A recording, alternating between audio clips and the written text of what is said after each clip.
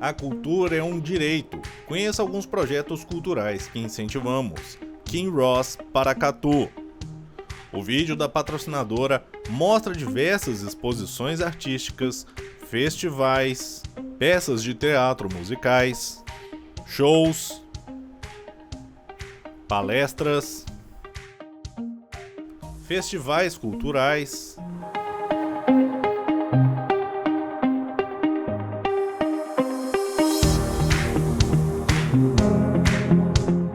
apresentações musicais, teatro, música, dança, literatura, integração. Para nós, além de um direito a ser assegurado, a cultura é um caminho possível para o desenvolvimento.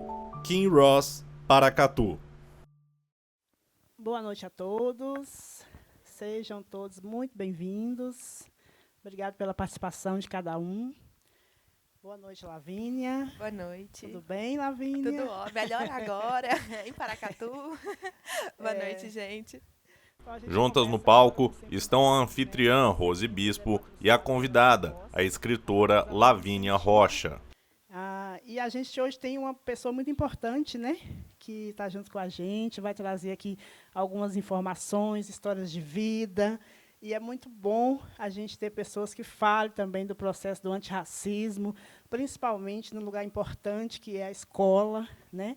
A Lavínia, ela é escritora desde muito jovem, professora de história e autora de diversos livros infantis e adultos, que é muito fantástico, e eu tive a oportunidade de conhecer.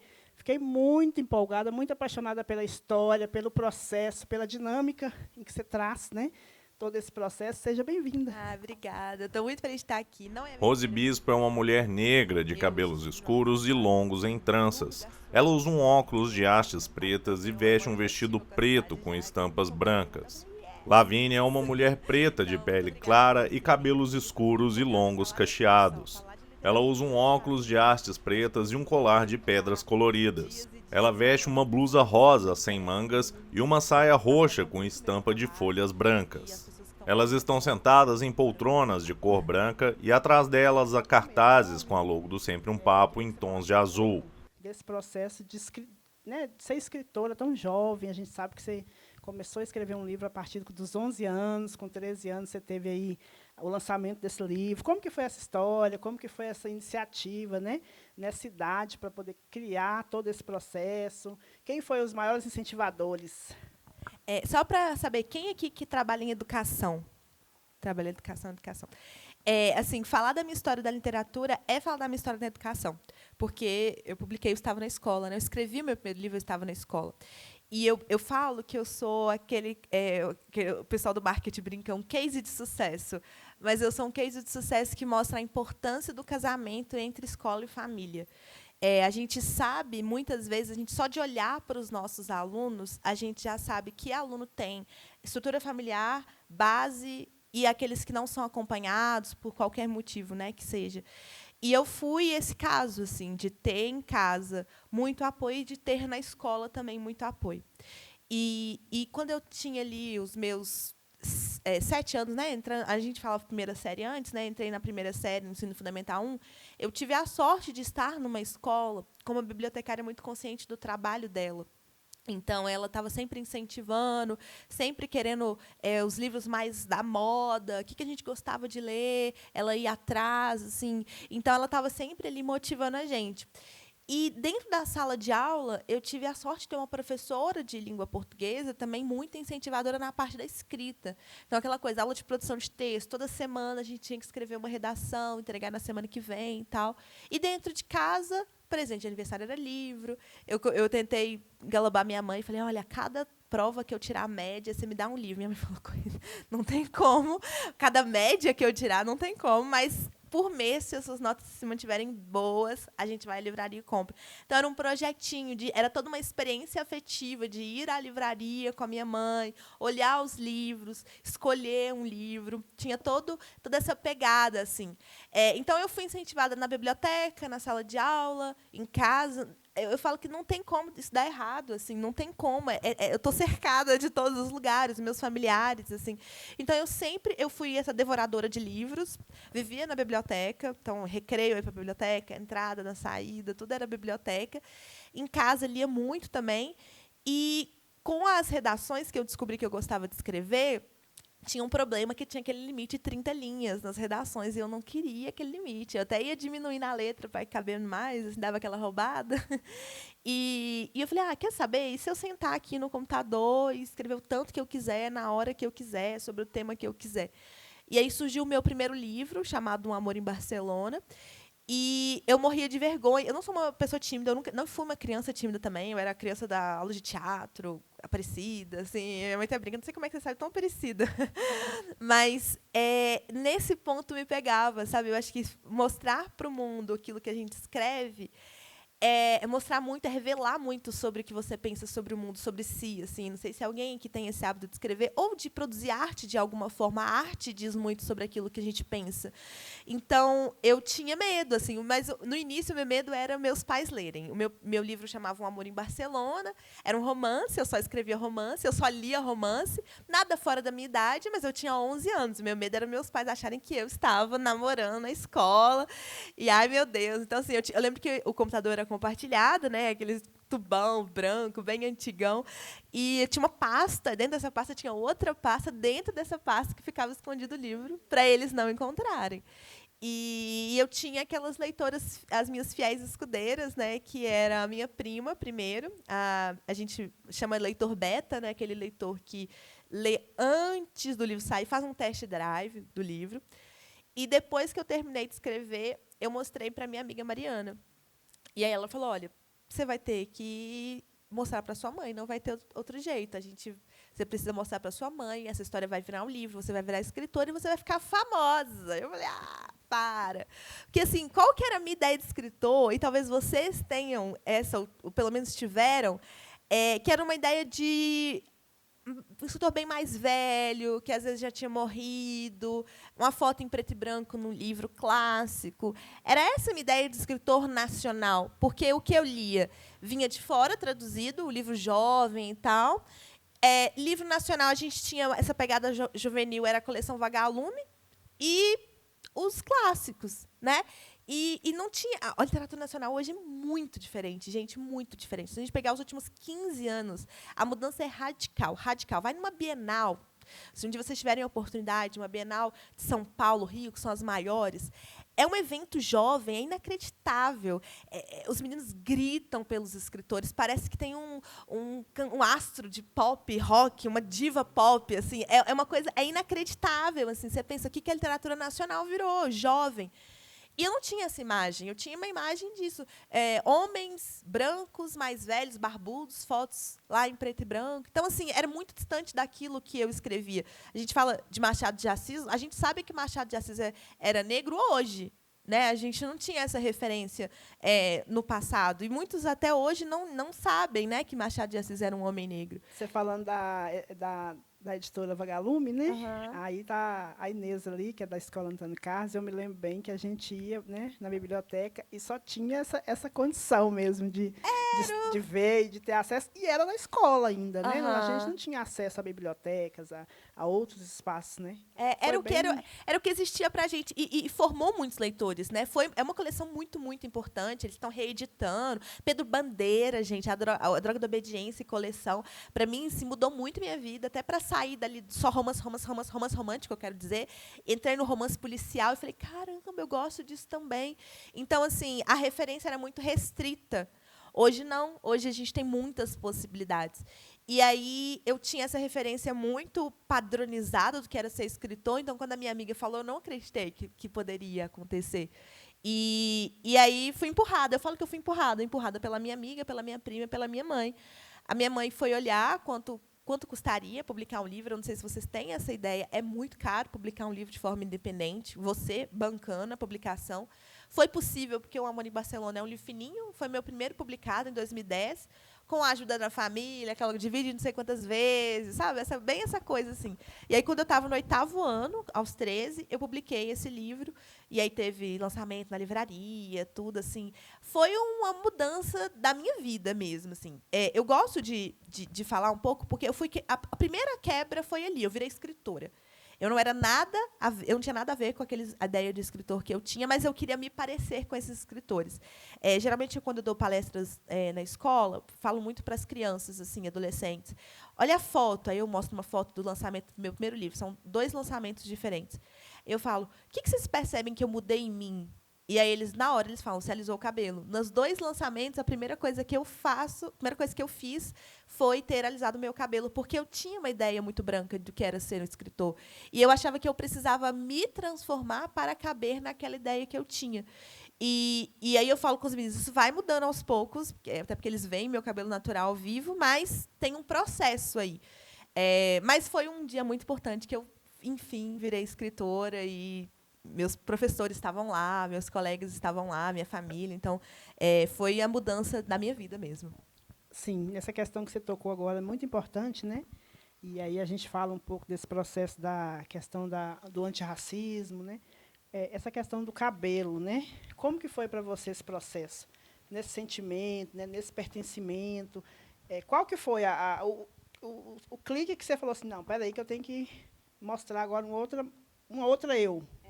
Eu fui bolsista numa escola privada tradicional zona de Belo Horizonte, assim, a elite mineira vai estudar nessa escola, e isso afetou muito a minha autoimagem, assim.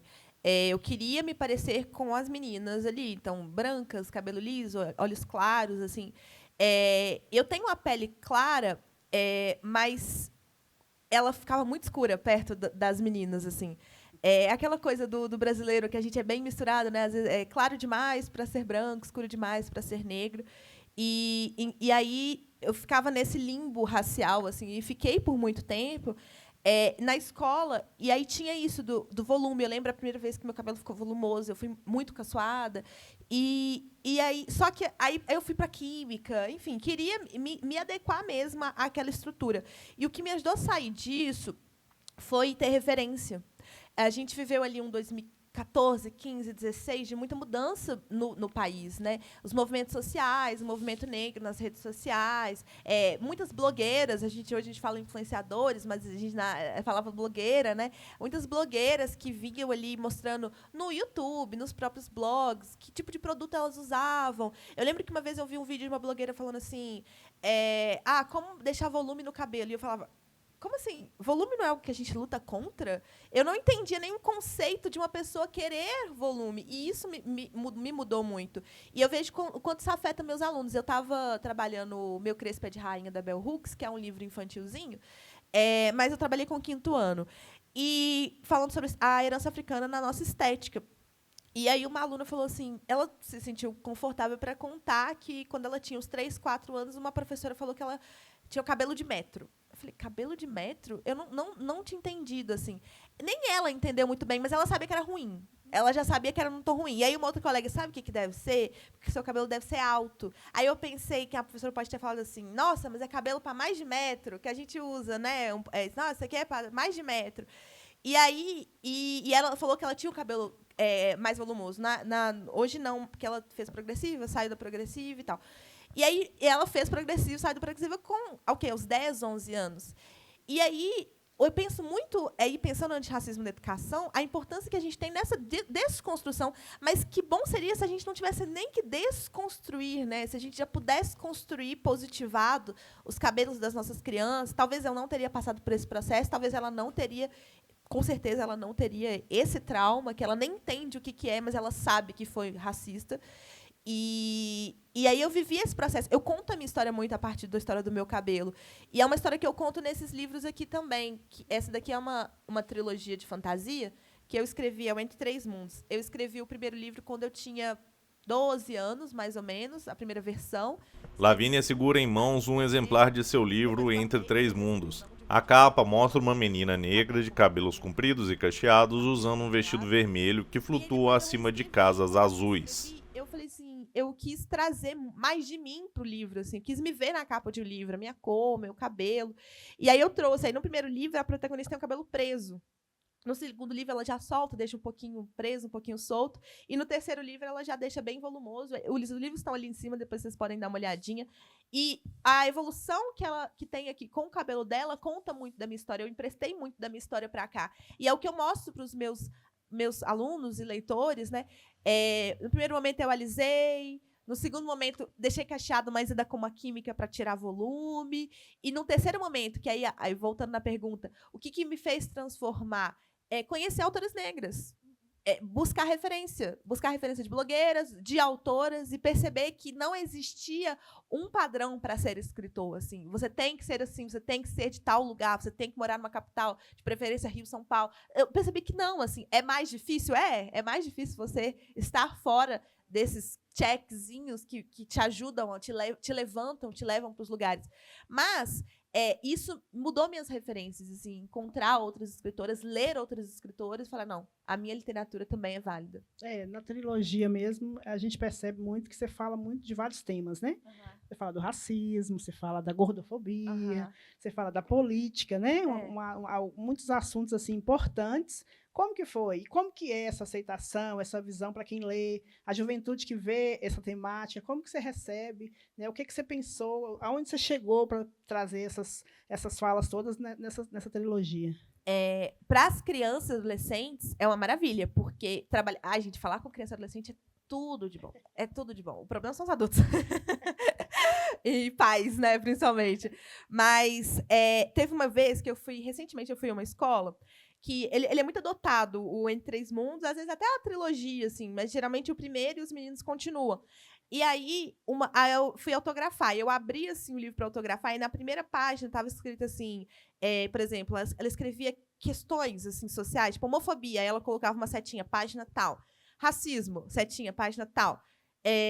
Que mais que ela tá? Gordofobia, página tal. E aí eu olhei e falei, por que você fez isso? Aí ela falou que a professora, eu não sei se a professora avisou, que na prova ela ia pedir para eles dissertarem sobre algumas das questões sociais trabalhadas no livro. Era uma escola privada, de ideais conservadores, assim, que a professora novata, eu falei, você é doida? Eu sou professora também, sabe? Eu conheço. Ela falou, não, mas eu quis falar isso, eu quis trabalhar isso, porque foi o que ela leu e ela sentiu que ela precisava puxar. Só que para as crianças e adolescentes é muito comum falar sobre isso, assim, falar de uma protagonista negra, falar sobre o próprio corpo, enfim, trabalhar questões relevantes na sociedade, para eles é muito comum, porque para eles está muito, é outra geração. Então é muito legal, assim, principalmente quando eles se veem identificados, se sentem identificados, né? Eles falam, nossa, eu me pareço, assim, eu também sou uma menina negra de pele clara, e aí já vai trocando o termo morena, parda, e já vão aprendendo a trocar e falam, não, eu também sou negra de pele clara. E vai se identificando com a questão, né? Quem que é pardo, quem que é, né? E essas nomenclaturas todas viram um debate, viram um autoconhecimento, Isso. né? Eu queria que você falasse também um pouquinho da questão de um vídeo que você fez e ele viralizou e aí virou né? Ficou famosa. Mas dentro desse vídeo eu sei que tem um projeto, né? África, um continente diverso. Isso. Queria que você falasse também um pouquinho dessa propositiva aí. Tá. Eu vou contar para vocês um pouquinho dessa parte professora, porque eu me formei na pandemia. 2020, eu me formei em História pela UFMG, online. Ai, horrível, foi horrível. E um momento assim, gente, entrar no mercado de trabalho já é difícil. Agora, entrar no mercado de trabalho em plena pandemia foi punk. E eu falei, nossa, como é que eu vou conseguir e tal? E quando eu entrei, eu falei, Jesus, o que aconteceu com a escola? Porque quem viu a escola pré-pandemia e a escola pós-pandemia, gente, parece que a gente encontrou outro lugar, assim, tudo devastado, assim, sabe? E aí os alunos não queriam aprender, eles não queriam ficar sentados, eles não conseguiam, muito ansiosos, muito aflitos, muito violentos com eles mesmos, assim, eles estavam ávidos para socializar, eles queriam muito socializar, mas eles não sabiam mais como fazer isso. Então, todo dia tinha coordenação, dava menino em coordenação, se batiam muito, se agrediam verbalmente. E quando eu entrei, eu falei, Eu entrei, é isso que tá a educação? Na minha vez ficou assim, que falta de sorte. E isso me abalou muito. E aí eu lembro que a primeira prova que eu fiz, eu tinha 2 turmas de quinto e 2 turmas de oitavo, só com a história. Mesmo com quinto, eu trabalhava só com a história. E aí eu olhava para o oitavo, principalmente, foi o que mais me deu trabalho. A primeira avaliação foi horrível, horrível, assim, de problemas gravíssimos de escrita, de interpretação de texto. E eu falei, não dá. Eu me senti uma péssima professora. Eu falei, nossa, eu não consigo ensinar, eu não consigo ensinar. E aí eu falei, o que eu preciso fazer para transformar a sala de aula? E aí me ajudou muito ir para o 5º ano, estar no 5º ano, porque o 5º ano me fez criar metodologias lúdicas. E aí eu levava umas coisas para o 5º ano e eu já tinha a prática de postar vídeos nas redes sociais, porque eu já era escritora. E eu falei, vou postar alguma coisinha de professora, assim, para quem está ali e tal. E as pessoas começaram a gostar, começaram a chegar mais professores, começaram a ver o que eu estava fazendo. Como é que faz isso? Nossa, vou fazer também, vou me inspirar nisso e tal. Uns vídeos viralizavam, principalmente no TikTok, foi onde cresceu mais primeiro. E aí o 8º ano falava, por que você faz isso com o 5º e com a gente você não faz? Eu, realmente, por que eu sou tão tradicional com o 8º e com o 5º eu pinto e bordo e planto bananeira e com o 8º não. O 8º eu tenho que ser tradicional, eu falo, eles anotam, depois fazem a prova, estudam em casa. Eu falei, por que eu não posso adaptar as estratégias metodológicas para o 8º ano? E foi isso que eu comecei a fazer. Utilizando muito da minha experiência como escritora, eu comecei a levar experiências imersivas da história. Então, a gente estava na Revolução Industrial, na fábrica de sapato, e aí cada um era um operário do século XIX, e aí eles tinham que... O sapato era o produto, né? Então, tirava o cadastro do tênis, cada um tinha que passar o cadastro, aquela linha fordista, passa, tipo Charlie Chaplin, em tempos modernos, o filme, né? Passa o cadastro, passa para o lado, passa um outro buraquinho, passa para o lado, passa, e eu lá mandando, pressionando, igual o dono da empresa, eu quero mais rápido, eu quero mais lucro. Então, e eles ficaram muito, muito assim, imersivos na história. Os resultados foram muito melhores. E eu falei, caramba, tá aqui. Alguma coisa aconteceu aqui. Eu fiquei mais feliz. E aí eu pensei, eu quero ser mais feliz na sala de aula. Porque quando eu for mais feliz, os meus alunos também ficam mais felizes. Porque eu crio mais, eu sou mais criativa, eu faço aulas melhores, aulas mais divertidas. Então, eu fui desenvolvendo essa metodologia. Hoje eu dou um nome, Pedagogia do Entusiasmo. E eu tenho um curso, eu ensino professores a aplicarem. Então, a ideia hoje é que outros professores consigam também priorizar a própria felicidade, que a gente fala muito de aluno, né? O protagonismo do aluno. Mas, e a gente, né? A gente tem que estar feliz também, a gente tem que estar... E tem muitos problemas que a gente vive, pelo menos alguma coisa a gente tem que conseguir fazer. A sala de aula tem que ser um espaço mais confortável. E aí, no final do ano, eu tinha visto um tweet de um professor chamado Johnny Matos, que ele fez um quadro escrito África e as ideias que os alunos tinham antes e depois das aulas sobre África, ele fez o depois. Eu falei, eu vou trabalhar África com os meninos em novembro, outubro, novembro, eu vou fazer isso também. Só que eu tinha o hábito de gravar vídeos. E aí eu falei, gente, essa turma aqui é boa. A 5º ano era muito espertinha, muito revolucionária, assim, e tal. Gravei o vídeo do antes, e aí eu perguntava, gente, o que você pensa quando eu falo África? E aí eles falavam, né, pobreza, miséria, doença. E aí ele falava, professora, eu vejo uma propaganda na TV que tem sempre crianças doentes, então eu associo isso e tal. E aí eu fui escrevendo no quadro, sem julgamentos mesmo, assim. Eles iam falando e eu ia escrevendo, eles iam falando e eu ia escrevendo. Aí eu trabalhei com eles por uma semana, umas 3 aulas, foi um projeto bem curtinho, e fiz de novo a pergunta. E aí o quadro explodiu, assim. E mudou muito a imagem deles, e eles trouxeram coisas muito diferentes. Eles trouxeram povos iorubás, o candomblé, que a gente trabalhou religiosidades, né? Egito, Nigéria, Tanzânia. Eles começaram a falar vários países. Antes tinham a ideia de África como um país, então depois eles começaram a ver a África como um lugar diverso. E eu falei, aconteceu alguma coisa aqui que mudou a minha ideia de educação, assim, me mostrou como a educação ela é revolucionária, ela é transformadora.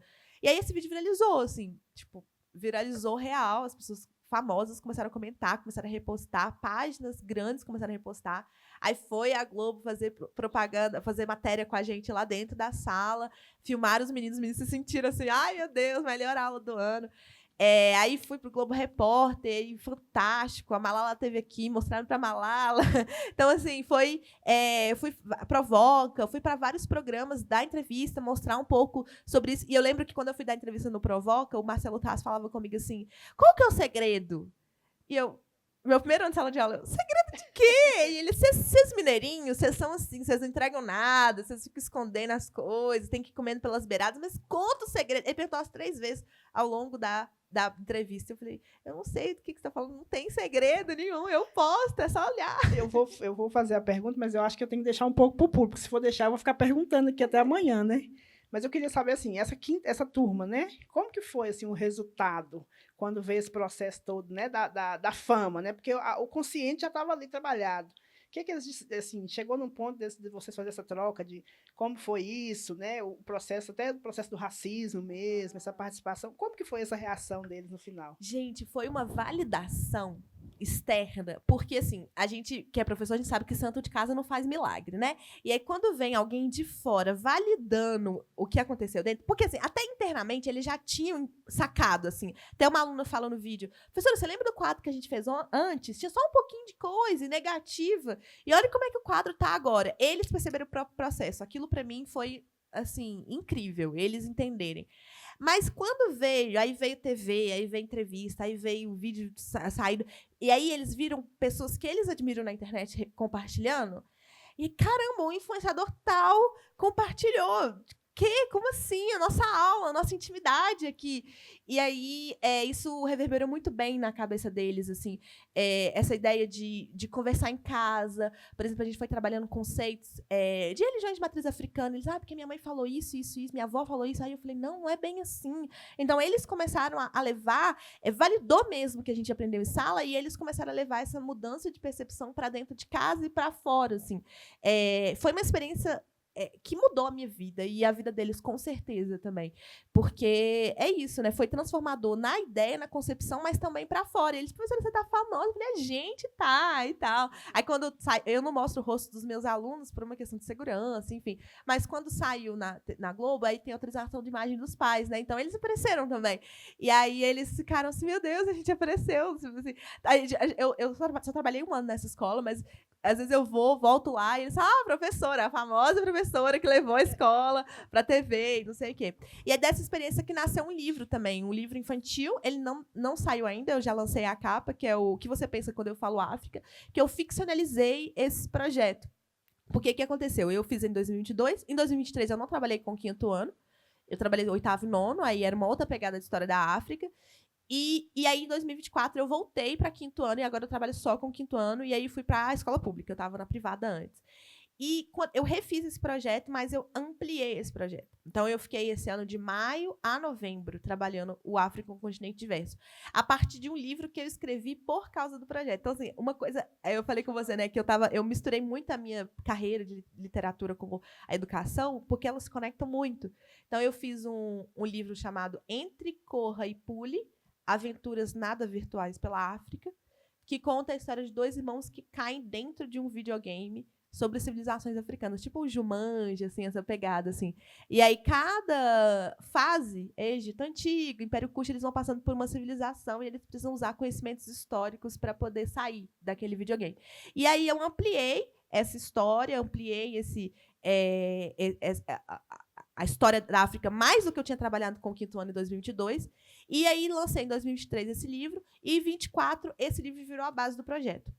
Aí o livro virou a base do projeto, e a gente trabalhava cada civilização, assim, a gente lia o livro, e na aula a gente vivenciava alguma coisa. Então, se no livro falava de mumificação, aí eu fazia mumificação com eles lá na hora, de brincadeirinha, usando papel higiênico, assim, nada assim. Mas a gente vivenciava as coisas. A gente falava dos povos iorubás, a gente fez esculturas de argila, e tentando imitar as cabeças de bronze lá dos povos iorubás, hoje Nigéria, Togo, Benin. Então, a gente foi trabalhando muito mapa da África. No início, eu falava, gente, a gente vai viajar. Aí tinha um passaporte, cada aluno tinha um passaportezinho que eles fizeram de papel. A gente vai viajar. Para onde a gente vai viajar? Eles respondiam, para a África. Gente, para onde na África? A África é um continente, para onde? Aí eles falavam. Aí dava a semana seguinte, gente, para onde a gente vai viajar? Para a África. Gente, para onde a gente vai viajar na África? Aí, passou um tempo, eu já perguntava, para onde a gente viajou? Aí eles falavam, a gente foi para o Egito Antigo, a gente foi para o Império Kush. Eles até completavam, atual Sudão. Aí eles já tinham como que a gente vai mudando mesmo. Assim, o nome do projeto é África, um continente diverso. E a ideia é essa, é diverso. Olha aqui, a gente viu no Egito Antigo, 3.000 anos antes da Era Comum. A gente está falando de coisa muito antiga. E aí estamos vendo agora a África do Sul hoje, como é a África do Sul hoje, como é a Angola hoje. Então, a gente foi fazendo bem diversificado. Quinto ano é muito novinho, não tem tanta essa noção de tempo. E aí, com esse projeto, como ele cresceu muito, eu já tinha a ideia de ficcionalizar essa experiência no livro infantil. Eu misturei as duas aplicações do projeto, tanto 22 quanto 24, que eu já fiz o antes e depois também. Ficou mais ainda, porque foram 6 meses trabalhando, o quadro ficou ainda mais cheio de palavras. E aí o livro que chama O que você pensa quando eu falo África vai ser para criancinha, assim, um livro fininho, 32 páginas, contando a história de uma professora que leva as crianças para viajarem de avião pelo continente africano e tal. Então, e pergunta, né, para eles antes o que você pensa quando eu falo África e depois pergunto de novo.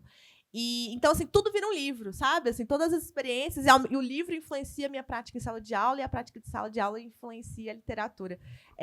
Esse casamento, para mim, tem sido perfeito.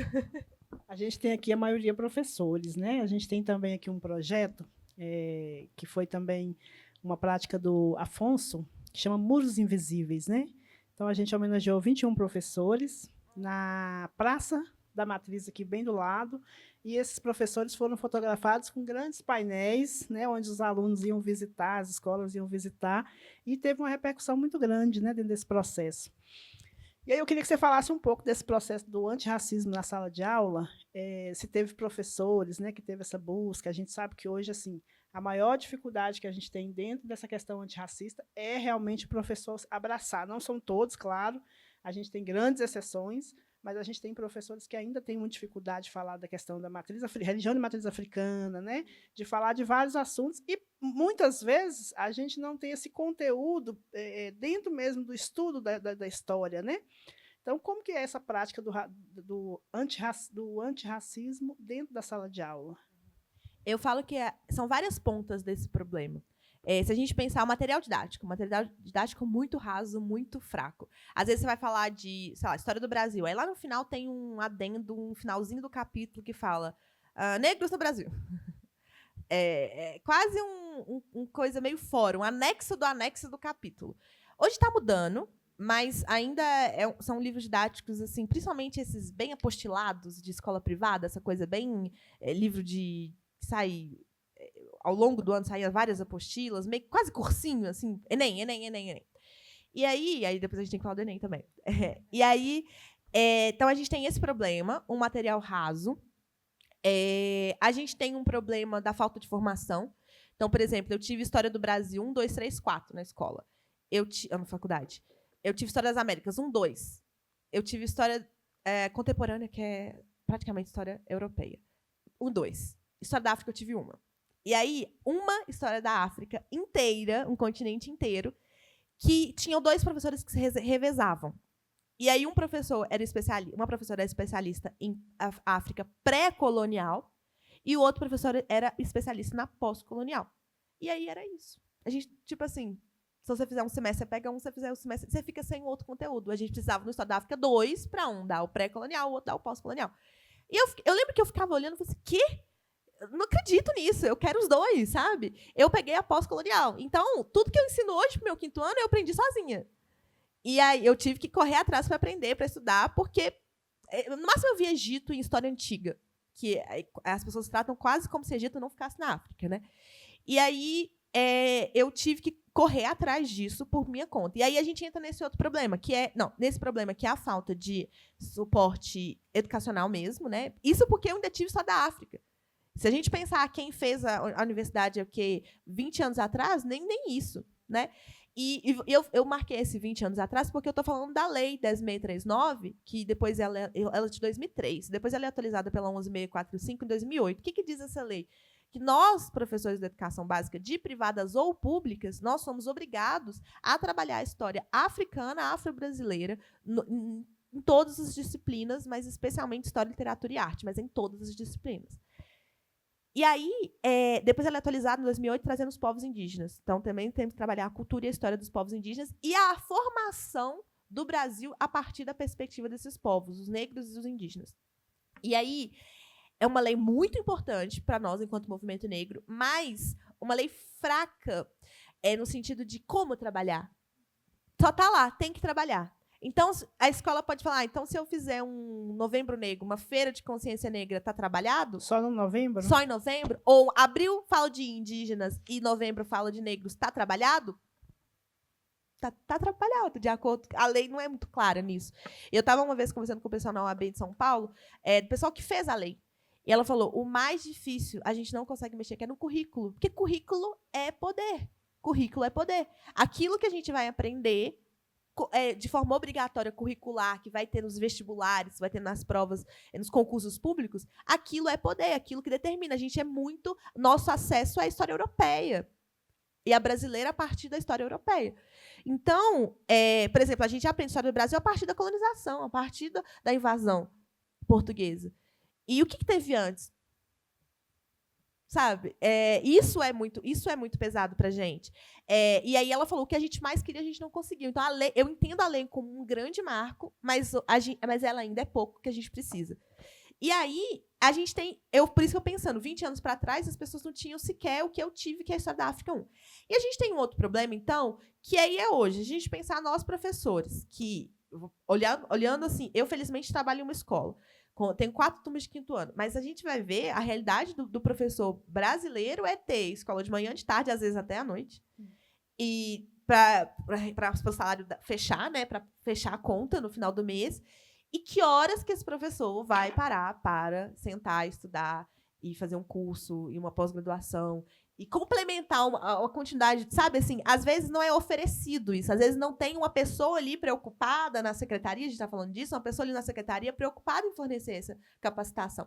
Tem uma pesquisa de Galedes com o Instituto Galedes com a Alana, com o Instituto Alana, que saiu no passado, que 71% dos municípios brasileiros não cumprem a Lei 10.639. É muita gente não cumprindo. Isso quando sabem que existe a lei. Então, o que eu vejo hoje é que a lei é aplicada a partir de uma subjetividade. Eu me importo, eu aplico. Eu nem sei que existe. Isso não me traz consequência nenhuma.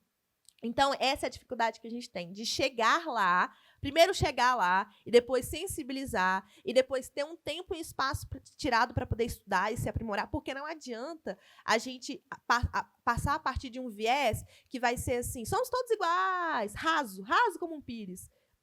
Isso não vai funcionar nada. Isso não é a educação antirracista que a gente espera. Tem que ser profundo, tem que mexer nas estruturas. E aí a gente tem esse outro problema, que é a resistência a partir da religião, que eu acho que é uma das coisas mais pesadas que eu já vi na escola. Eu trabalhei esse projeto, no último parte do livro trabalha a origem do mundo segundo os povos iorubás. Povos iorubás deram origem ao candomblé e à umbanda aqui no Brasil. O culto aos orixás. E entrar com isso numa escola que a maioria dos meus alunos é cristã é muito difícil. E os professores também são cristãos, e a escola reza o Pai Nosso antes de entrar na sala, e tem escola que tem santo marcado assim nas coisas. Porque o problema não é ter a religião, é tê-la como oficial. É oficial, 7 horas da manhã, vai rezar o Pai Nosso. A escola tal entra, você já vê a santa, a virgem, não sei o quê. Então, assim, é um lugar oficial, que é governamental, que os alunos entendem como o básico. Para mim, assim, é sério na escola. Os alunos entendem a escola, é um lugar sério, é oficial, eu tenho que estar lá, é obrigatório. E esse lugar que é obrigatório, ele tem como base, como normalizado a religião cristã. Então, tudo aquilo que é marginal, tudo que está à margem, é esquisito, é diferente, eu tenho medo e está errado. Então, a gente tem toda essa gama de desafios para chegar. Então, falar de religião de matriz africana dentro da sala de aula é um Deus nos acuda. E aí, esse ano, de forma específica, eu tive uma aluna candomblessista dentro da sala que, assim, que tormento que era, porque era muito difícil, os alunos tinham medo, mas também tinham medo porque ela falava, vocês não vão me respeitar? Então eu vou fazer vocês terem medo. E aí era uma briga constante, então ela era violentada de um lado, do outro ela respondia do jeito que ela dava, do jeito que ela tinha, porque é uma menina de 5º ano, ela responde do jeito que ela tem, do jeito que ela consegue. A defesa que ela A defesa que ela tem. Aí vinha a escola, pelo amor de Deus, conversa com ela. Só que eu lembro do olhar dessa menina quando eu tava... Falei, olha só, aqui é uma aula de história. Eu sou professora de história. Eu não tenho religião. Nós vamos trabalhar a religião do ponto de vista histórico. É impossível trabalhar a história de um povo sem trabalhar a religião de um povo. A religião dita valores morais, costumes, tudo. Mesmo eu que não tenho religião, eu estou sendo guiada por valores morais cristãos, porque porque é o padrão da nossa sociedade. A nossa forma de enxergar o mundo é guiada por esse padrão, por mais que você não faça parte dessa religião. Então, a gente tem que estudar. Como que a gente vai saber por que os egípcios mumificavam os corpos e devolviam o coração? Porque eles acreditavam que tinha vida após a morte, que eles iam precisar pesar o coração na balança, e se fosse mais leve que uma pena, eles teriam direito à vida eterna, no tribunal de Osíris. Eu preciso entender a religião para entender um costume egípcio. Eu preciso entender. Então, isso vale para todos os povos, todas as civilizações. Então, o que a gente vai fazer é, de longe, observar a religião. A sua crença está no seu coração. Ou, se você não tem, que eu tenho alunos também que não tinham crença. Se você não tem, ok. A prof não vai mexer, eu falo, a prof não vai mexer na sua religião, no que você acredita. Aqui a gente vai ver de fora, um olhar de longe. E aí, não é fácil assim, né, gente? Não foi aí depois tudo virou arco-íris, não. Foi difícil, eu falei, eu tive que voltar 10 passos, mudar a estratégia, trabalhar, ouvir muito absurdo, ver absurdos acontecendo, e para poder tentar alguma coisa. Mas o olhar dessa menina, a minha aluna candomblessista, quando ela via a religião dela sendo trabalhada de forma oficial dentro da escola, a partir do ponto de vista histórico, porque tudo, eu falo, aqui a gente vai trabalhar tudo como mitologia. Mitologia não é mentira, tá, gente? Mitologia é o estudo do mito. Mito é uma explicação lá do grego, uma explicação fantástica para alguma coisa. Então, a origem do mundo, Deus criou o mundo em 7 dias para os povos cristãos, Alá para os povos islâmicos. É a mitologia, tudo foi trabalhado como mitologia, nada como religião, como crença obrigatória. Então, vamos trabalhar todas as mitologias? Todas não, né? A gente trabalhou algumas que são muito influentes no continente africano. E aí, isso foi o que eu consegui quebrar. O que eu fazia muito era assim, vamos trabalhar a mitologia cristã. O aluno que mais dava trabalho assim mais resistente, fala, você vai contar a história, a origem do mundo segundo os povos cristãos. Aí ele contava, não sei o quê. Todo mundo respeitou a sua forma de contar, não é? Agora a gente vai trabalhar outras formas e a gente quer a mesma coisa, o respeito que você tem, esse respeito para as pessoas.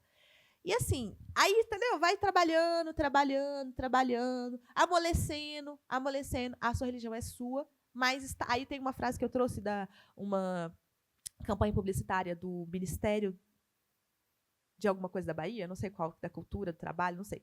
Mas que era falando assim, estar em paz com a sua crença é estar em paz com a crença do outro. E aí, é muito sobre isso, né? Assim, eu tenho tanta paz naquilo que eu acredito que eu não preciso que o outro acredite no mesmo que eu acredito, né?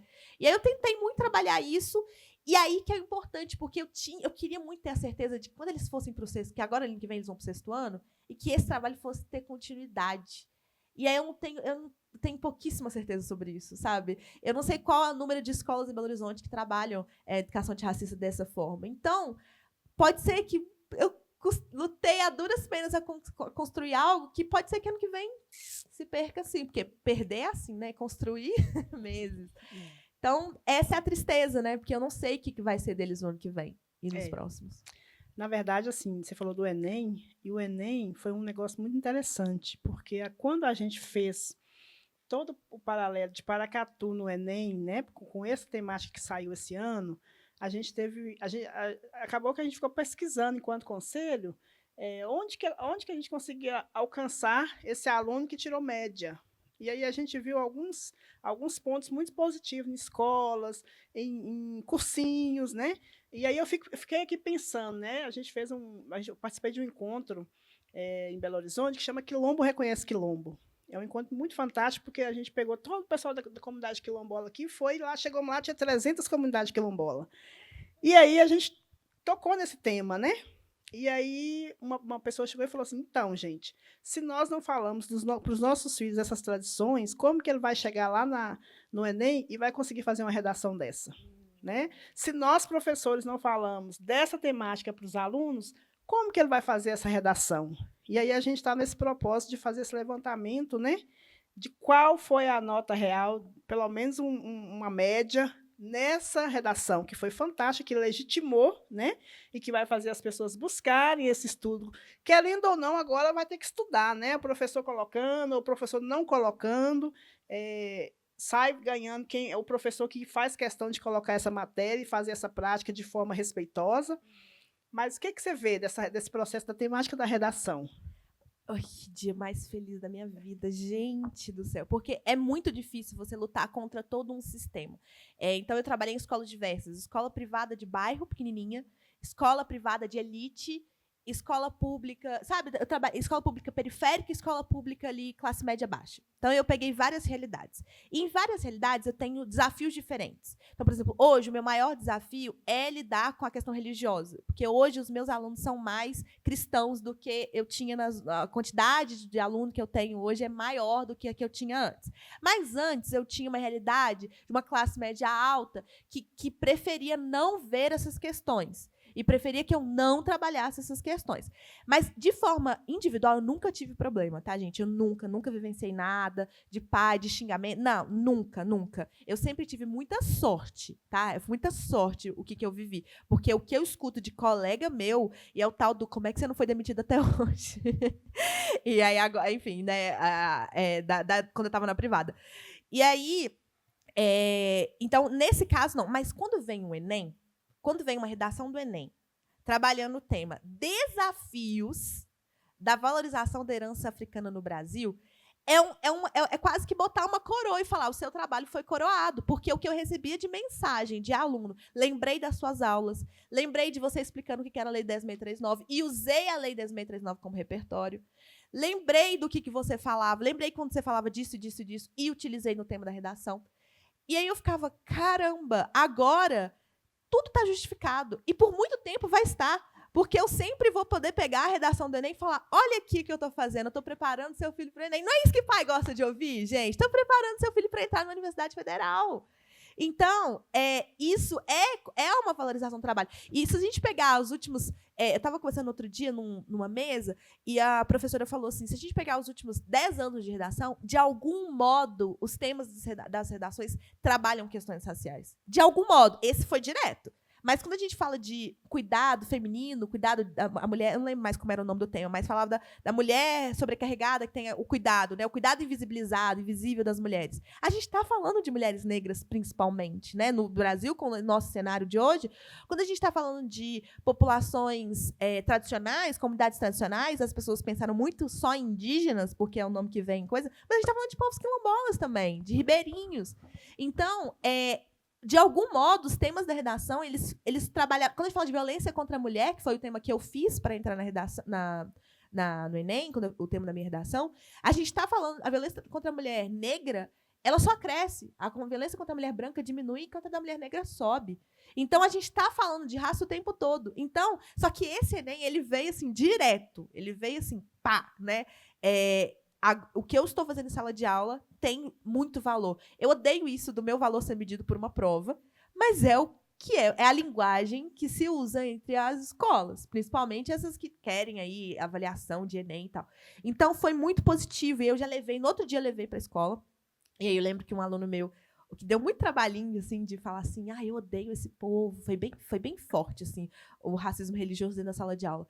E aí ele falou, nossa, eu iria muito mal nessa redação. Ele reconheceu, depois ele, mas eu tô tentando mudar.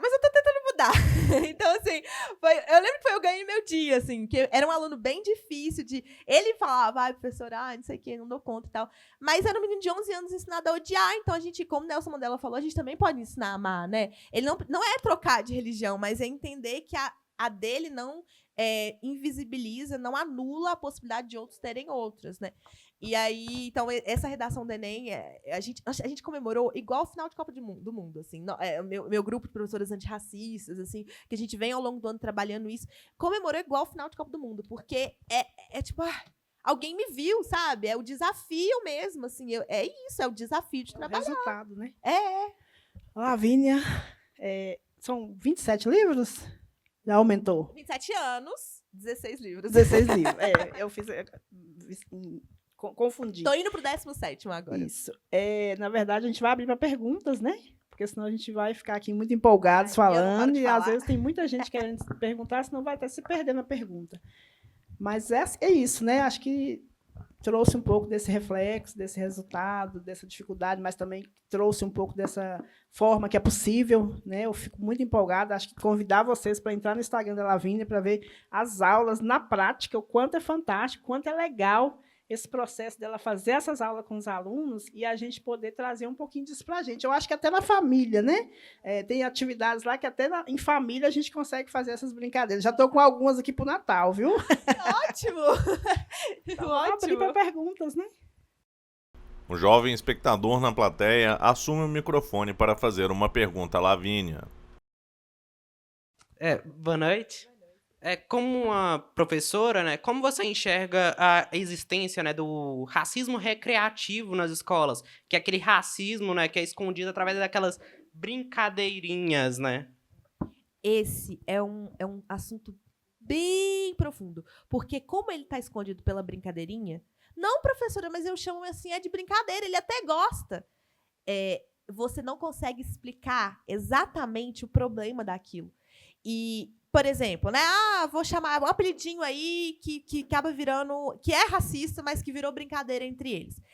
E aí, você explicar, por exemplo, que um colega acaba aceitando aquilo, porque se ele se impor, se ele se impuser, vai dar problema, ele pode ser excluído, ele pode ser visto como, sensível demais, ele não, tá vendo, não sei o quê.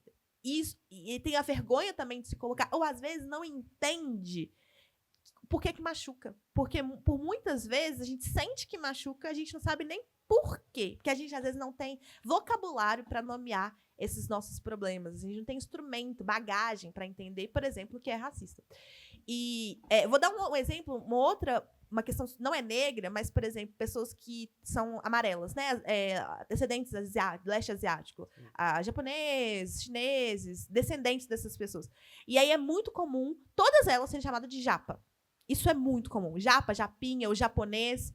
E isso é um problema, porque você despersonaliza. Às vezes a pessoa tem descendência chinesa e ela está lá sendo chamada de japa. Você despersonaliza a pessoa e você está associando ela a uma raça, a um estereótipo. Ele é inteligente, porque ele é japonês, não sei o quê. Não, mas, Lavínia, falar com uma pessoa inteligente é boa. Mas e a pressão que você bota naquela pessoa? E se a pessoa não for boa? A ideia da minoria modelo, né? Então, eles são bons, eles trabalham, eles conquistam tudo que eles quiserem, e eles são muito bons. E aí, uma pessoa que sai um pouco dessa linha sofre toda essa pressão.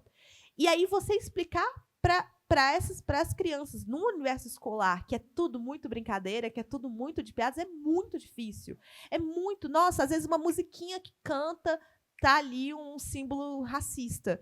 E eu acho que eu vou escolhendo batalhas, assim. Porque eu vou, em alguns momentos, eu faço algumas intervenções, em outros eu falo, vou guardar isso aqui, na próxima aula que a gente entrar nesse tema, eu vou lembrar. Porque se eu for intervir a cada momento, não tem aula. Você parou, cada momento vai sair uma coisa. Então, eu vou tentando estruturar com eles de forma que eles compreendam, porque tem que também entender a origem. Não adianta falar, isso é racista, acabou, vamos voltar para a aula. Por que é racista? Por que isso a gente não pode fazer isso? Por que isso pode machucar? Por que isso parece que não machuca, mas que lá no futuro, quando a pessoa entender, vai trazer uma questão? Eu lembro que tinha uma colega que a gente, nessa escola privada que eu estudava, e a gente, tipo, nós duas negras, de pele clara, cabelo cacheado e tal, e os meninos falaram, vocês são iguais. A gente não tem nada a ver. Vocês são iguais. E eu achava, tipo, não entendi por que eu... assim, na época, brincava, trocava e tal. Não achava que a gente se parecia, mas na época era uma brincadeira. E hoje eu entendo o quanto isso é desumanizante. Porque essa ideia de eles são iguais, isso afeta muitas pessoas negras. Inclusive, por exemplo, serem confundidas pela polícia. Tipo, ele prendeu o fulaninho de tal, porque alguém reconheceu ele como bandido que roubou não sei o que, não sei o que, não sei o que. Aí você vai ver qual que é a característica em comum, a raça. Então, como eu lá atrás, hoje eu compreendo o quanto é complexo eu ter a minha individualidade, assim, jogada de lado, porque eu era igual a menina, a gente só tinha em comum a raça. Então, outro exemplo, assim, eu lembro quando eu fui para fora do país, quando eu fui para a Europa uma vez, e as pessoas pegavam no meu cabelo, assim, tipo, eles achavam muito exótico. E aí eles queriam encostar e falavam, nossa, é diferente, é lindo. Eu achei o máximo quando eu tinha 13 anos.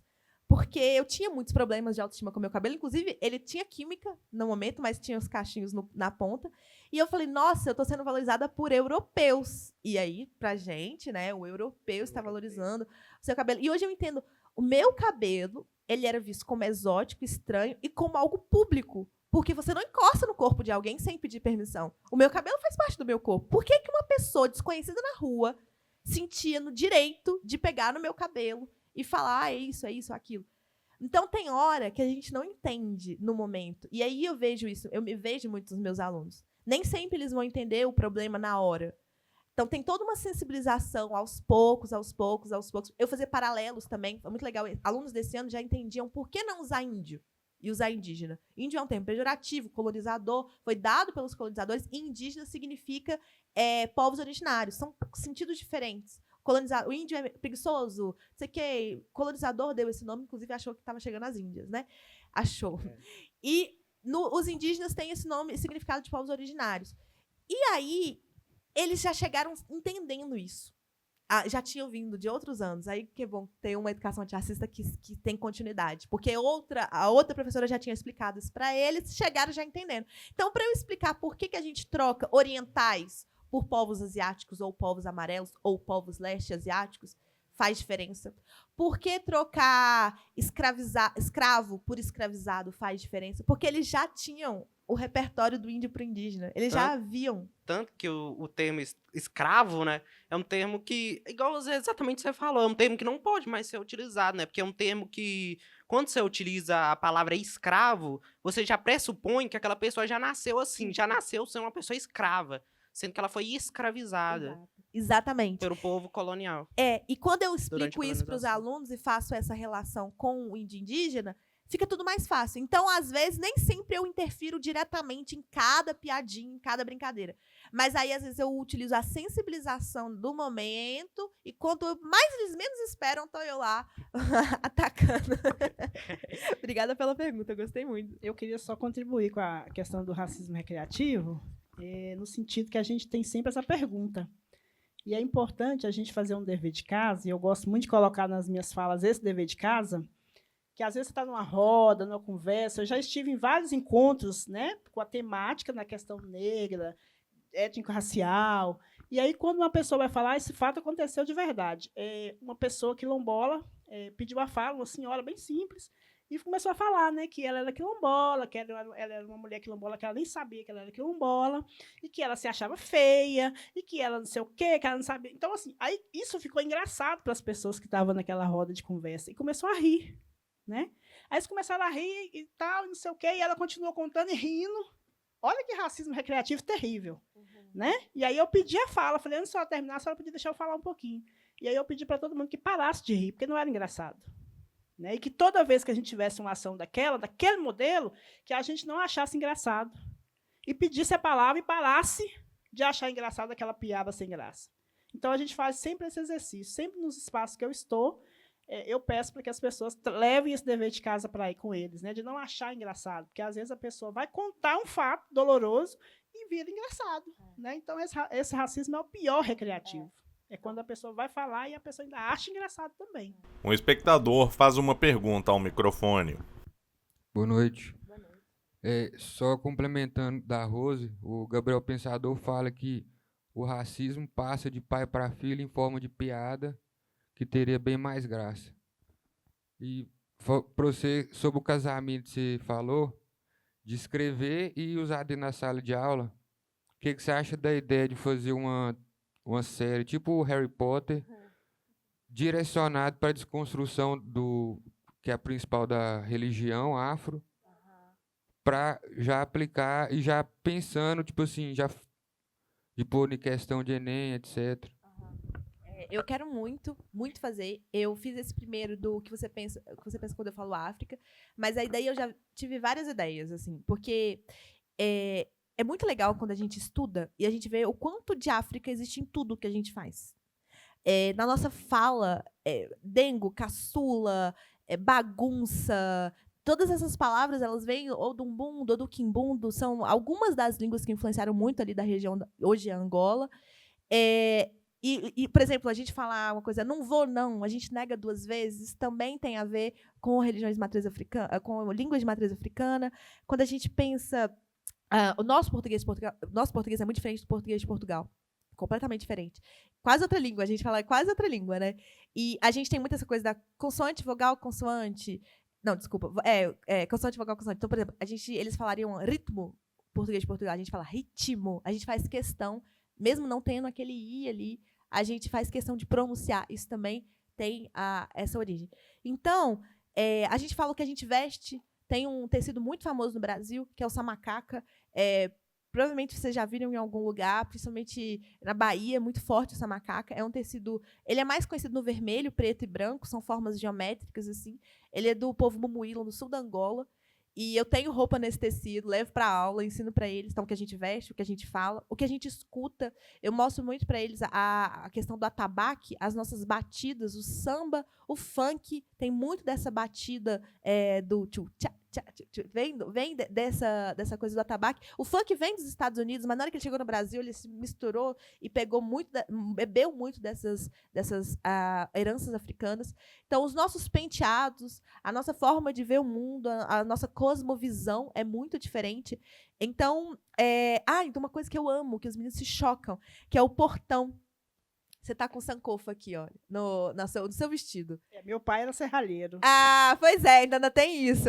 No vestido dela é o sankofa, esse coração, assim, parece um coração, mas, na verdade, ele simboliza um pássaro que está com os pés fincados no presente. Você tem a tatuagem aqui?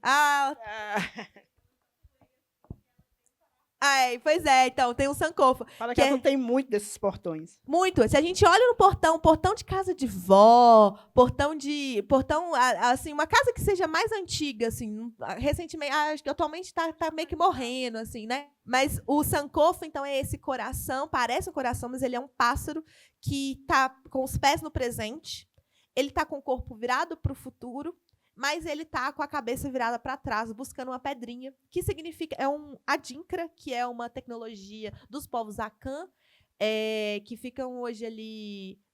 Hoje, Gana, naquela região ali, e eles existem até hoje, mantêm várias das tradições, e eles se comunicavam por esses desenhos, parecem uns desenhos, ideogramas, né, que têm significados, a maioria de ditados e tal. Então, por exemplo, o sankofa não é tabu voltar e pegar o que ficou atrás. Então, é a ideia de buscar a nossa ancestralidade, de buscar o que ficou atrás. É a ideia do projeto.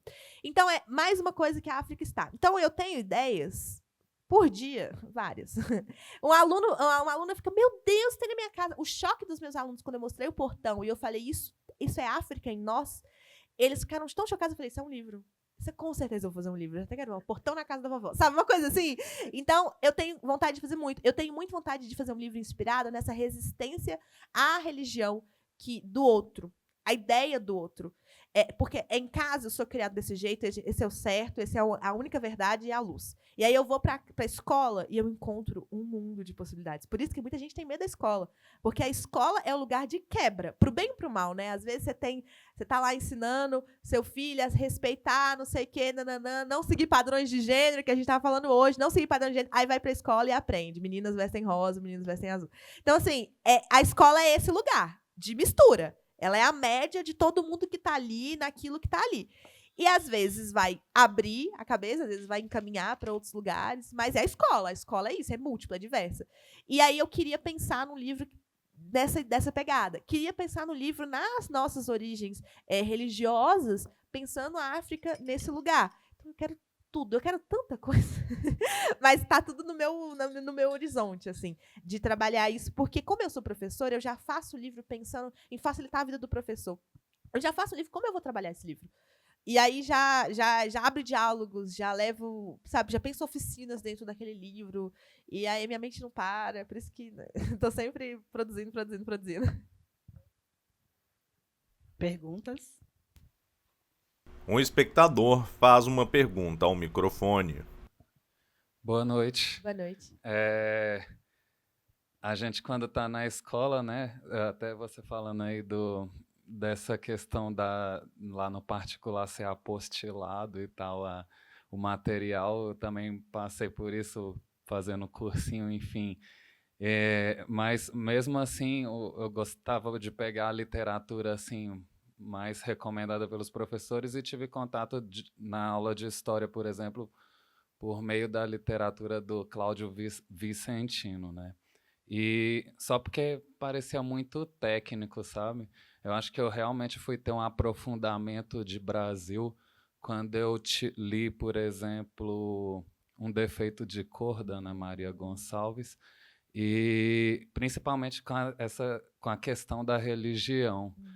E aí eu queria saber de você como realizar essa aproximação entre o técnico do Cláudio Vicentino e uma história mais inclusiva, que abrace mais o aluno por meio lá da literatura da Ana Maria Gonçalves, por exemplo.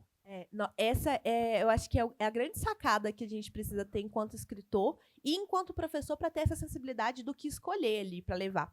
Porque, às vezes, você leva... O clássico é levar Machado de Assis, às vezes, para sexto, sétimo, oitavo ano.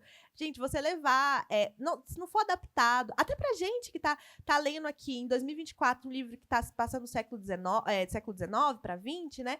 A gente está pensando uma outra linguagem, uma outra forma de ver o mundo. Tem que ter alguma aproximação para essa faixa etária. Até para a gente se interessar por essas coisas. Por exemplo, você falou do livro da Ana Maria Gonçalves. Ela vai trabalhar a religião a partir dos malês, né, do islamismo e tal.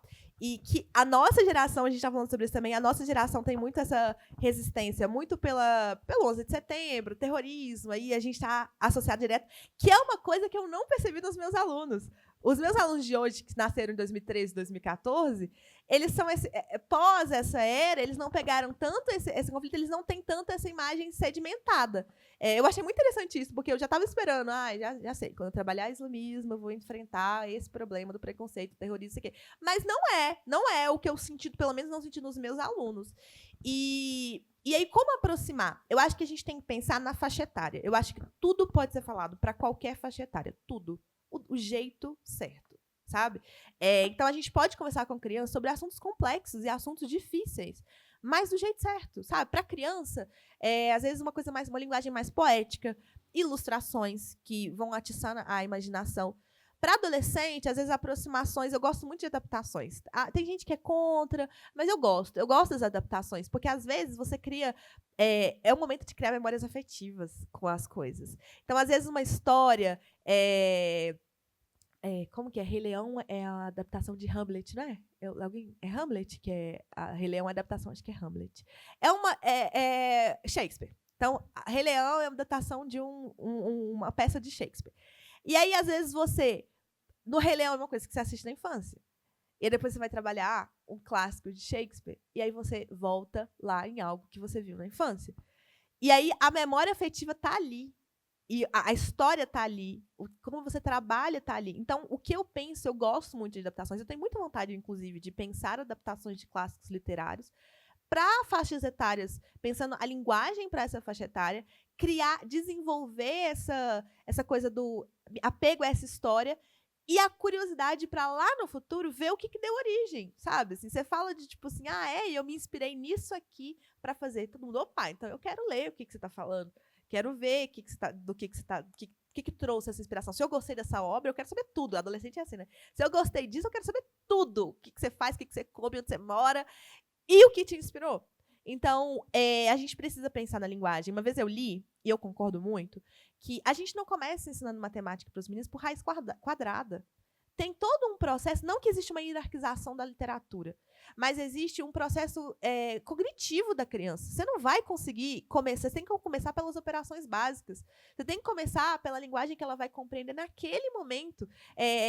Por exemplo, os meus alunos, eles não entendem muito a questão tempo. Eu falar com eles 3.000 antes da Era Comum é muito distante. E eu falo, tem língua que a gente não consegue decodificar. Do Império Kush tem a língua meroítica que a gente não consegue decodificar. Professora, não tem um neto, um bisneto para poder explicar? Gente, nós estamos falando de 3.000 anos de... O que é isso? Mas aí, se eu estudei psicologia da educação, eu sei que tem uma impossibilidade ali na cabecinha deles de entender o muito passado. Ou de entender coisas que acontecem ao mesmo tempo. Isso é muito legal. Até ali os 12, 13 anos, os meninos não entendem que enquanto acontecia acontecia a Segunda Guerra Mundial, acontecia a Era Vargas no Brasil, enquanto acontecia. Eles ficam, enquanto acontecia? Tipo, é difícil eles entenderem essa questão ao mesmo tempo, né? Ao mesmo tempo, 2 eventos históricos aconteceram. 2, assim, né? Que eu tô falando. Vários. Então, a gente tem que pensar em linguagem, a gente tem que pensar em aproximação. Hoje em dia, os meninos estão no TikTok, não sei o que. É um problema sério. A gente tem que pensar no celular como um problema de vício, e não só para os adolescentes, para nós adultos também. A gente tem que se colocar nessa roda. Mas, o que dá para a gente fazer? Por exemplo, eu trabalho com o quinto ano que foi alfabetizado na pandemia. Horrível. E escola pública. Então, não teve nem aulas online como a privada ainda tentou fazer. E aí, esses meninos alfabetizados, quer dizer, não todos, algumas públicas conseguiram fazer, porque aí o acesso à internet em alguns lugares era possível. Mas, na escola então eu tenho alunos com dificuldade de escrita e com dificuldade de interpretação. Então, eu preciso colocar esses meninos para escreverem. Uma preguiça danada. Que é uma geração também que é preguiçosa. Também a gente tem que aceitar. Aceitar não, né? Reconhecer e tentar mudar. E aí, tudo que eu propunha para escrever, não quero escrever. E aí eu pensei, como é que eu vou animar esses meninos? Aí eu contei uma história muito legal de uma rainha cuxita, uma candace chamada Marirenas, uma mulher cega de um olho que lutou contra o Império Romano e venceu o Império Romano do Império Kush, ali ano 1 antes da Era Comum. E aí ela lutou e tal, e venceu Augusto César, eles amaram a história. Eu falei, gente, é uma história que não é conhecida, discutimos racismo, machismo e capacitismo, né? Uma mulher negra PCD. Discutimos, não sei o quê. Como é que a gente pode espalhar essa história? Eu vou contar na internet, eu vou fazer uma história. Ótimo, vamos fazer um vídeo para um Reels, um TikTok. Não precisava postar, a ideia não era chegar nisso, mas todo vídeo precisa de um roteiro antes. Então a gente vai ter que escrever um roteiro, então vamos ter que escrever. Então, a linguagem dos meninos é essa, é divulgar coisas científicas, né, pelas redes sociais também, né? Então, o que eu posso fazer isso para levá-los à escrita? Então, a gente tem que saber jogar o tempo todo. Não é entrar total na deles e aí cair nesse buraco de vício em rede social e uma geração viciada em dopamina, né? Então, é muito difícil a gente conseguir a atenção desses meninos por muito tempo. Eles estão sempre querendo algo que estimule. Mas também não é falar, tá tudo errado, vou ensinar do tradicional, do jeito que eu aprendi. Comigo deu certo, então vai dar certo também. Não é, porque também é outro mundo. Se você tivesse hoje vivendo lá, também não daria certo com você, não.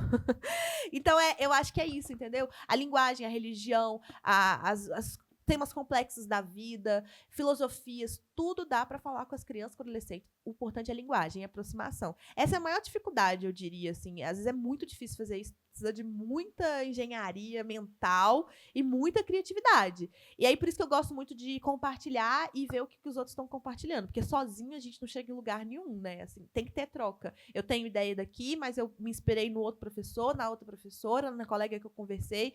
Se a gente for sozinho não dá. Sozinho já entendi que não dá. E mesma coisa com os escritores, é muita troca, muita conversa. Leio muito para poder me inspirar, então isso é muito importante também. Pergunta? O jovem espectador faz uma nova pergunta ao microfone. Aproveitando que você já estava, né, falando sobre o tema da necessidade atual dos alunos em dopamina, eu queria que você desse a sua opinião, né, sobre a existência hoje do TikTok, né? Que o TikTok hoje em dia é muito comparado com aquele experimento do ratinho, né? Que tinha eletrodos na cabeça, que de um lado tinha comida, podia ter relações sexuais, esse tipo de coisa. E do outro tinha apenas um pequeno botãozinho que, se ele apertasse, permitia com que ele liberasse dopamina dentro do cérebro dele. O que aconteceu? O ratinho ficou lá apertando até morrer. Isso é bem interessante, né? Que hoje em dia o TikTok ele é basicamente isso. É aquela tela, né, infinita que você vai passando, alimentando cada vez mais a dopamina. Como que você enxerga que isso está afetando os alunos hoje em dia? Eu primeiro enxerguei que estava me afetando. Primeiro eu falei, quer dizer, me afeta no presente. Eu trabalho muito com as redes sociais e eu vejo o quanto isso não tem sido muito saudável. Por isso eu dei uma pisada no freio, estou pensando principalmente as estratégias para 2025. Eu tenho muita essa ânsia de compartilhar. Eu tenho um grupo de professores no WhatsApp, inclusive fiquem à vontade, quem quiser participar. Lá eu compartilho tudo que eu faço. Eu tenho muito essa ânsia de mostrar o que eu estou fazendo para inspirar os professores e também pegar a inspiração. Mas isso é viciante, né? Porque você tá ali, você vê um comentário, você comenta de volta, aí você vê um outro vídeo, você não sei o quê. É muita informação. E a gente vai acumulando isso na cabeça e isso faz muito mal. Mas quando eu vi que estava afetando o outro, porque eu não dei aula antes da pandemia. Eu sei que a pandemia é um marco muito forte nessa relação com as telas, né? A gente ficou muito mediado por telas, toda a nossa vida era mediada por tela, por quase 2 anos. E isso influenciou muito a nossa forma hoje, né? Por exemplo, eu faço terapia online hoje, depois da pandemia. Antes da pandemia eu nem pensava que isso era uma possibilidade. E hoje é, tipo, normal pra mim. Tem anos, assim, que eu faço. E às vezes eu vejo minha psicóloga uma vez por ano, agora ela mudou de cidade, nem isso. Então, é isso, assim. E outras coisas, às vezes uma reunião que era impensável, Meet, faz uma chamada de vídeo aí, um Zoom, não sei o quê. Mas eu não peguei o antes, e eu sou início da geração Z, Zilênio, meio Z, assim, eu tô ali no meio termo dos millennials, que são os nascidos ali até 94, eu sou de 97, então já pega a geração Z, mas eu tô no meio do caminho que eu tenho referências de um e de outro. E aí, então, para eu perceber, é mais difícil, né? Porque eu tô inserida nesse cenário. Mas outro dia eu fui ao zoológico com a minha filhada e com meu sobrinho. Eles têm 8 anos. E aí eu percebi uma coisa muito estranha, que era, vamos ver o leão. Ai, o leão, ai, que legal, leão, vamos ver o leão. Chegava pra ver o leão, era 2 segundos de leão. Ai, agora eu quero ver girafa. O caminho até o animal era o que dava o estímulo para eles, a dopamina, né? A ânsia de ir, a emoção de ir. Na hora que chegava lá para ver o que eles tanto queriam, já não tinha mais graça. A graça era buscar um novo momento, um novo animal, uma nova experiência. E aí eu não conseguia ver nada. Eu falei, gente, mas vamos ver que o leão, vamos esperar ele aparecer, o macaquinho, vamos esperar ele pular. Não, agora a gente quer ver a arara. E aí foi um calor danado. Então foi andando. Era sempre em busca de algo que a gente não sabia o que era, eles não sabiam o que era, eles não conseguiam achar. E eu comentei com uma prima, e aí ela comentou isso comigo. E aí eu fui entender melhor sobre isso, como a gente está viciado nisso, nessa busca. A gente tá ali no Instagram, a notícia vê, é infinito, não tem fim, acaba, e a gente quer curtir, comentar. E que hora você para? Não tem horário para parar, porque o feed é infinito. Mesmo se você não seguir ninguém, tem lá sugestão no seu feed. Isso é tão interessante, né, que mesmo no TikTok, ele costuma ter uma trava que te avisa a quantidade de tempo que você ficou nele. Aham. Quando você tá lá na telinha, quando você percebe, você já tá lá 1h30. É. Ele te avisa lá, você já tá 1h30. É recomendado que você saia do TikTok. Aí você fala assim, vou colocar um limite. Aí você fala, nossa, 2 horas é muita coisa. Eu passo muito menos que isso. Aí na hora que você vê 2 horas, passou em 20 minutos. Você fala, que isso? Eu acabei de entrar. Mas é uma coisa que as pessoas falam. Eu tava vendo um especialista falando que a gente vive como é que é? Transtorno de déficit de natureza. Ele deu esse termo, assim. Eu esqueci o nome dele, é um gringo. E aí ele fala que como que a gente pode sair disso? É tentando se reconectar com a natureza. É tendo experiências reais, assim. Sol, árvore, jardim, parques. É tentando voltar pé no chão, pé na terra. Isso é voltando para essas experiências reais. Literatura, que faz a gente se concentrar numa história. Tentando, a gente vai ter que driblar isso, assim. Hoje eu estava vendo um podcast que fala sobre de saída, não sei se vocês ouviram falar. Vocês lembram da Juti Juti, aquela youtuber? Ela fez um podcast que ela sumiu. Ela tinha 2 milhões de seguidores no YouTube e ela sumiu. E aí foram atrás dela para entender por que ela fala. E ela falou uma coisa que eu achei muito legal. Que tudo é pendular. Chegando na rede social, a gente chegou, nossa, rede social o dia inteiro. Blá, blá, blá. Mas esse pêndulo, uma hora, ele vai chegar no equilíbrio. A gente está aprendendo a lidar com a rede social. A gente está completamente bagunçado. Essas grandes empresas, elas sobrevivem disso, porque elas precisam da nossa bagunça mental para a gente ficar cada vez mais consumindo e ir ali no conteúdo, não sei o quê. Mas a gente... Alguma coisa em comunidade, assim. Tem comunidades de pais que estão tentando se unir para adiar a entrega do celular para os meninos. Meus meninos de 5º ano, tudo com celular. Na escola é proibido. Então, eu não tenho esse problema em sala. Mas, assim... na festinha que teve, todo mundo com o celular na mão. Eles em casa, TikTok, Instagram, blá, blá, blá. Então, comunidade de pais que estão se unindo, porque a ideia é você oferecer celular, rede social, só a partir de 16 anos. Quando que você consegue... Que realidade em 2024 você consegue, até 16 anos, segurar as crianças, adolescentes terem rede social? Então, os pais estão se juntando para falar assim, se ninguém da turma der, eles não vão... O que eles vão sentir? Falta de quê? Então, as escolas estão começando a limitar. Então, a gente está meio que tentando trazer o pêndulo para cá, né? Vamos ver o que a gente vai conseguir. Tem que ter muita força de vontade, porque o negócio é feito para a gente viciar, né? Igual droga, é químico, né? Nosso cérebro. É isso. Uma salva de palmas para Lavínia Rocha, né, gente? Obrigada, gente. O público aplaude Lavínia. Vamos deixar aí suas palavras finais, suas considerações. Quero agradecer mais uma vez, muito bem recebido em Paracatu. Eu amei, já quero voltar várias e várias vezes. Ali em cima a gente vai tem os meus livros que estão à venda. Eu tenho aqui a trilogia Entre Três Mundos, que fala de um mundo dividido entre norte e sul, o mundo normal e o mundo meio mágico. E aí a minha personagem principal, Lisa, ela veio do mundo normal, ela identificada como sem poderes mágicos, mas ela é identificada, ela tem que ir para lá, para uma escola de magia. E aí ela tá lutando ali para descobrir quem ela é, por que ela é tão diferente. O livro fala sobre identidade em vários sentidos. Então, a identidade racial também, mas essa identidade, por que ela é tão diferente de todo mundo. E tem romance adolescente, ela gosta de um menino que não liga para ela, o melhor amigo dela gosta dela, ela não percebe. Ele é uma trilogia, então ele vai tendo as continuações, Entre Três Segredos e Entre Três Razões. Por favor, não leiam fora de ordem. Às vezes acontece, as pessoas não veem que é uma trilogia. E aí... Não entendi nada do livro. Esse daqui é o meu livro mais adotado em escola. Ele já está na 5ª reimpressão, então assim, é o mais conhecidinho assim, entre professores, geralmente adotado ali 6º, 7º ano. Ele fala sobre a Júlia e o Gabriel, são 2 adolescentes que estudam numa escola chamada Escola Municipal Maria Quitéria de Jesus, que é uma escola que vai fechar. Daí eles estão querendo lutar pela permanência da Escola Municipal Maria Quitéria de Jesus e também para eles ficarem juntos, porque eles são melhores amigos, eles teriam que se separar, cada um ir para uma escola diferente. E é a melhor escola da região, eles querem manter. E aí, nisso, eles descobrem que existe uma lenda na escola. A lenda da sala secreta, que é uma sala... Toda escola tem uma lenda. Quanto mais antiga, tem lenda, né? E essa escola tem uma porta vermelha trancada e ninguém sabe o que tem lá dentro. E reza a lenda que quem entra só consegue sair se for tão corajoso e merecedor que nem a Maria Quitéria de Jesus. A Maria Quitéria foi uma heroína baiana da independência do Brasil, lutou nas guerras de independência. Uma história meio Mulan, meio Joana d'Arc, sabe? Cortou o cabelo, fingiu que era um homem para ajudar o Brasil a ficar independente. Uma história pouco conhecida, principalmente aqui no Sudeste. Lá na Bahia, não. Na Bahia, todo mundo sabe quem é a Maria Quitéria. É excelente divulgar esse livro na Bahia. Todo mundo sabe quem é ela. E aí eles querem descobrir. A Júlia quer entrar nessa sala a todo custo, o Gabriel morre de medo de dar um BO, a diretora, né, dar uma ocorrência, uma suspensão. Eles vão disputar e, obviamente, vocês vão ter que ler para descobrir.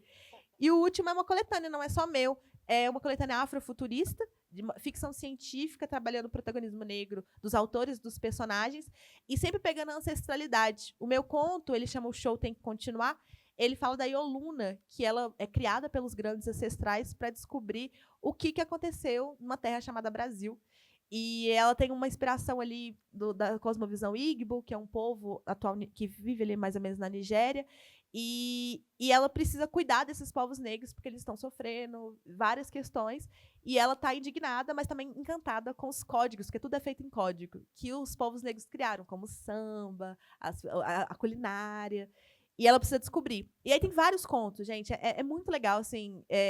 Modéstia à parte, o livro assim, tem contos incríveis e vale muito a pena. E trabalhar afrofuturismo, né? Que é um tema que está na literatura, na dança, na música. Esses são alguns dos meus livros. Meu Instagram, @Lavínia Rocha, Lavínia Rocha. Meu site, laviniarocha.com.br. E aí tem todos os meus livros infantis. Tem outras editoras, enfim. Tá aí. Manda mensagem se vocês lerem, fala o que vocês acharam. E eu vou autografar também. Eu já vi que algumas pessoas compraram, eu vou autografar. A gente vai realizar o autógrafo ali em cima, pertinho de onde a gente estava. A gente vai continuar, inclusive, vendendo os livros. Obrigada, viu, gente? Sobre uma mesa estão diversos exemplares dos livros escritos por Lavínia.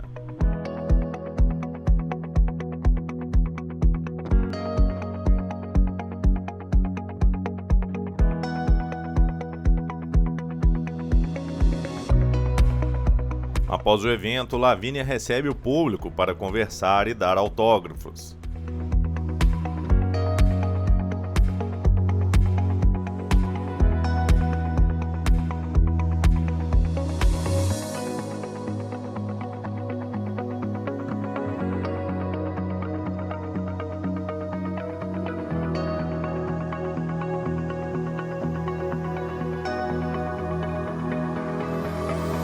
Lavínia tira fotos com participantes da plateia.